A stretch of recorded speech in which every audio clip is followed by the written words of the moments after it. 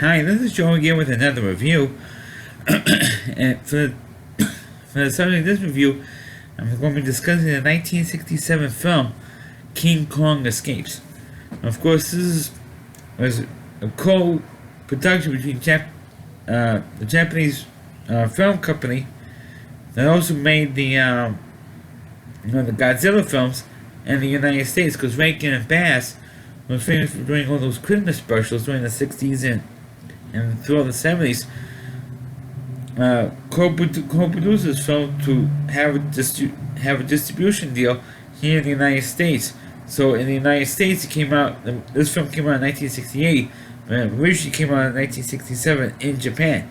So naturally, of course, a year later, you had the dubbed voices, except really for maybe two actors who weren't dubbed because they were American actors. So their voices weren't dubbed, but pretty much all the Japanese actors, even though a good chunk of them know how to speak English, but all their voices were dubbed. Of course, the plot of King Kong Escapes. I should mention that naturally the King Kong that you see in this film is not the King Kong that we know from the 1933 classic film, because there was a stop-motion animation Kong.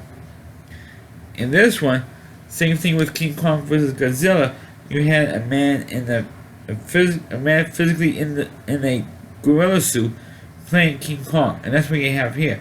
So that's why King Kong looks so much radically different than the truth is one's black and white, and King Kong Escapes in color.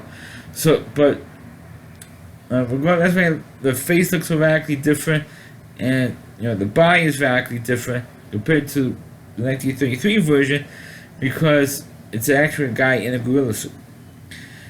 And the plot of this thing is that you have the so-called quote evil Japanese corporation that's digging for this particular mineral, and instead of having the actual King Kong, this guy makes like a robot Kong, about roughly the same size as the actual King Kong, but it's a robot, which the guy could control, or the guy who's the head of this corporation could control, and so he could dig for this mineral. And meanwhile, the real King Kong shows up, so the guy's the head of the corporation decides, hey, if I can capture Kong, I can maybe hypnotize him, and then use the actual Kong to do it. Which, of course, for a while he does. And then, of course, there was one person, kind of like the Fay Wray ripoff, in this film, who was an American actress who was living in Japan, and an American actress and model. I forgot the actress's name.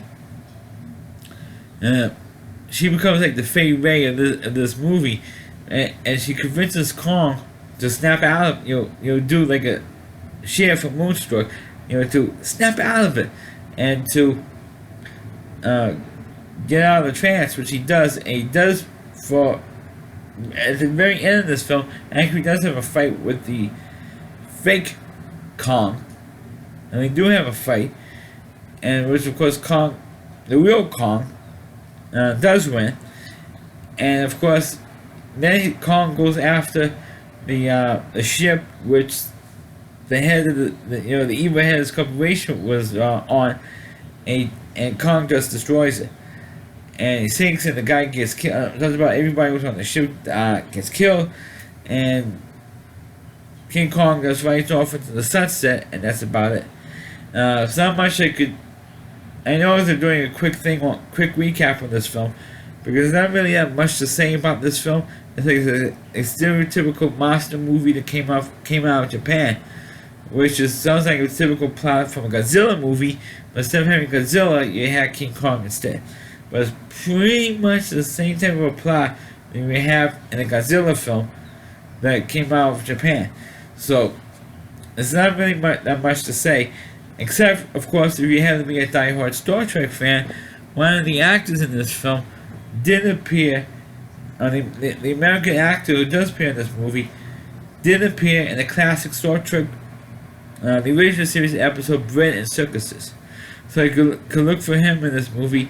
And the woman who was assisting the evil scientist there did appear in the James Bond movie You Only Live, the fifth James Bond film, You'll Only Live Twice, and she was the one who actually does, marry James Bond in the film. I mean, it was like a pretend marriage, but you do see her just second half of this film in the bikini, so you could check out her body, for those for you pervs out there, who like the perv on the James Bond women, or the Bond girls.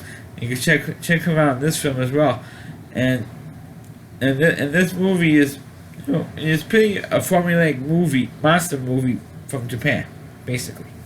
So that's my review of the movie King Kong Escapes. Please click on the video, please rate it, please subscribe to my channel, and please forward this video to your Facebook pages. You can check out all my reviews and all on my YouTube channel at rallyc.com, so WDY, and then C.com, it's the homepage, and Rally Reviewer. Chris Moore, you can check out all of his reviews on his website. Thanks for watching, catch you next time.